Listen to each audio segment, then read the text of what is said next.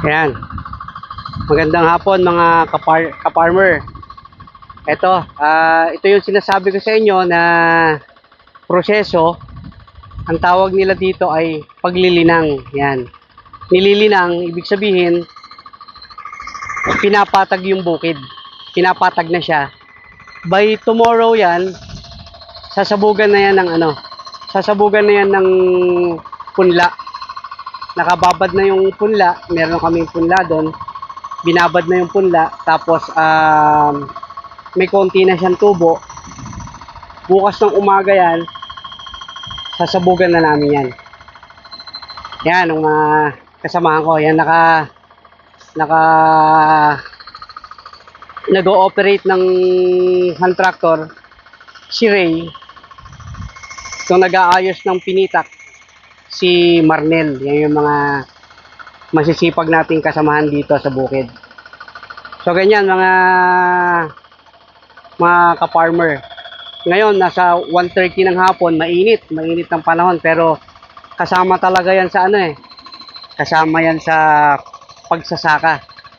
Walang mainit, walang maulan. Pagka trabaho sa bukid, trabaho. So, yan. Papantayin nila yan, lilinisin na yan, pantay na pantay. Yung isa na yon sa gawing itaas, malinis na yon pantay na yon By tomorrow yan, pwede nang sabugan. Ayan. Tingnan mo, dinadaanan niya, lumilinis. Lapitan natin. Ayan. Papantayin nila yan. Merong meron silang parang pattern ng ikot. Titignan mo yung pattern ng ikot niyan. Papatagin nila yan. Ayan. Kung mapapansin mo, yung tapak niya dun sa, sa paa niya. Yung makapal na lupa, kakayurin niya, tapos bibitawan niya yan dun sa manipis, yung mas mababaw. In that way, napapantay yung tubig. Kung papansinin mo kasi, yan, may lugar na walang tubig, di ba?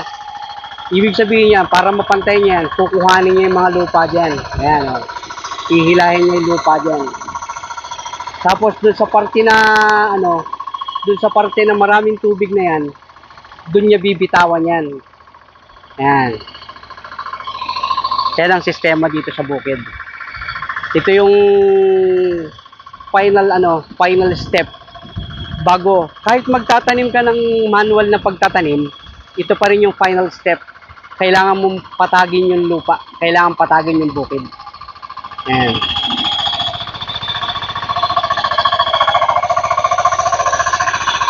Mainit pero nakakalibang. Ayan. Papatagin na nila yan. So yan, hanggang doon, gagawin yan hanggang mamayang hapon. Matatapos naman yan hanggang mamayang hapon. Tapos bukas, ready na yan sa ready na yan sa pagsasabog ng Ayan, si Marnel, nililinis naman niya yung gilid kasi pag hindi mo naman tinanggal yung mga lupa-lupa na yan sa gilid, hindi matatamnan ng palay. So, ibig sabihin, sayang pa yung puno ng palay. Let's say mga sa bawat isang pinitak, meron kang 100 na puno na hindi maitatanim dahil dun sa hindi pantay yung lupa. Sayang yun, yung 100 mga 10 hanggang mga 100 puno, ayun, tinatanggal nyo para matamnan yun. Kasi sayang yun, kung mga 1 kilo, baka 1 kilo din yung hindi mo maitatanim. Kaya nililinis nila yan. Yan. Yung mga gilid na yan, papatagin nila yan para maganda yung para maganda yung lupa. As much as possible, lalagyan siya lahat ng ng palay, matatamnan lahat ng palay. Yan guys, bukas pakita ko sa inyo yung procedure kung paano magsabog ng pinaka tanim sa lupa, yung palay. At sa susunod yung mga yung pagpiprepare naman namin sa sibuyasan. Good morning mga ka-farmer. Ito yung continuation ng kahapon. As I mentioned, pinatuyo siya ng bahagya, ayan, sinasabog na yung pinakapunla. Yung pinaka tanim na mismo yan, hindi na tayo mamumunla. Instead na ipunla, ayan, diretso sabog na yan. Patutubuin na dyan diretso. Yan tinatawag na sabog tanim. Mas matipid siya sa proseso, mas matipid sa gastos. Kaya lang, as I mentioned, medyo mas mahina yung puno kumpara dun sa mga itinanim, kasi yung itinanim nakabaon sa lupa. Ayan, kung makikita mo, nakaibabaw lang yan. Ang mangyayari dyan, yung ugat talaga ang kakapit lang sa lupa. Yun ang panlaban talaga niya. Pero, hindi katulad nung itinanim na nakabaon talaga sa lupa. Kaya lang, ang advantage nga niyan, matipid yan sa labor. Malaki yung masisave mo pagka ganyan ang patrabaho. Ito yung sample nung binabad. By the way, hybrid yung nilagay natin. Ito siya, kung titignan mo. Ayan, may mga na siya, ayan. Binabad yan, tapos sa kinulob, ayan, para mapatubo. Hybrid. Longping 534 yata yung punla ko yan eh. Ayan. Kasi noted na yung hybrid, mas magandang umani. Mas malaki yung gain niya. Nag-a-average siya ng mga around 100 kaban per daw yan eh. Mga 100 kaban per hectare. Yun ang sinasabi naman nila. So, more or less, hindi lang 100 kaban per hectare. Nasa 150 ata per hectare yan eh. Hybrid. So, magandang klase ng tanim. Sana lang makisama yung panahon, huwag kaming tamaan ng kalamidad para tuloy-tuloy na mapaganda. Procedure na yan, pagkalagay nila ng pagkasabog nung tanim natin, papatuyuan nila yan. Patutuyuan yan. In fact, nilagyan na nila ng binuksan na nila yung mga yan, pinatatapon na yung tubig dun sa kabilang side.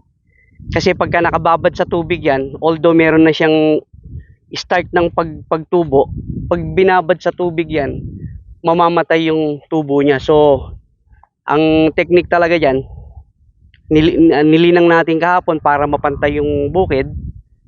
Tapos, yan, continuously bumababa yung tubig.